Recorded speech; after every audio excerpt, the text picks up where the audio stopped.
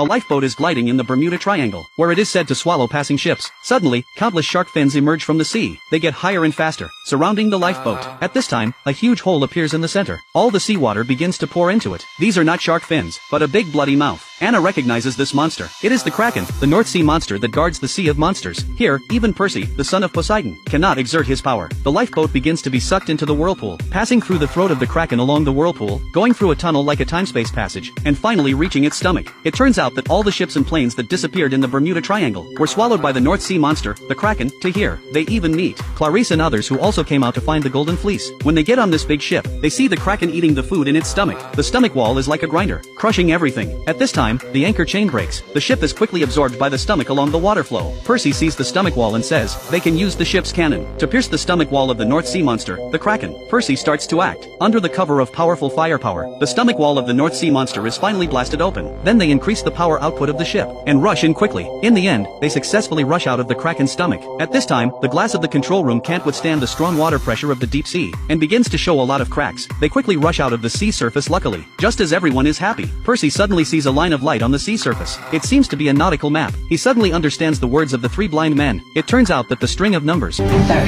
31, 75, 12.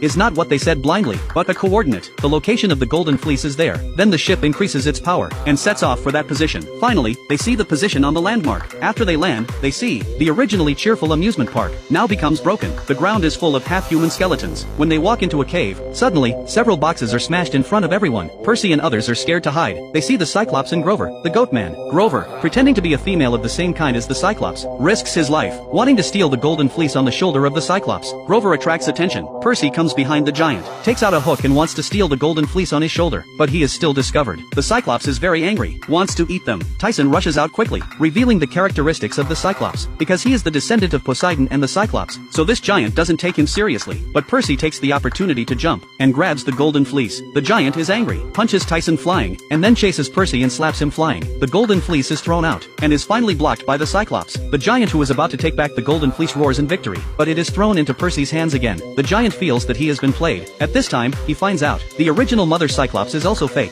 The giant begins to rage. They rush out of the cave quickly, and then block the cave with a boulder. But what they didn't expect was, Luke had already set up an ambush here, directly kills Percy with a bow and arrow. Tyson rushes out, blocks the injury for him, and then falls off the cliff. Luke grabs the Golden Fleece. Everyone is also caught and tied to the stake. Then he takes out a golden coffin, and covers the Golden Fleece. A miraculous vision happens. Percy, who is tied underneath, takes out the ancestral divine sword, calls the goat man to reach out.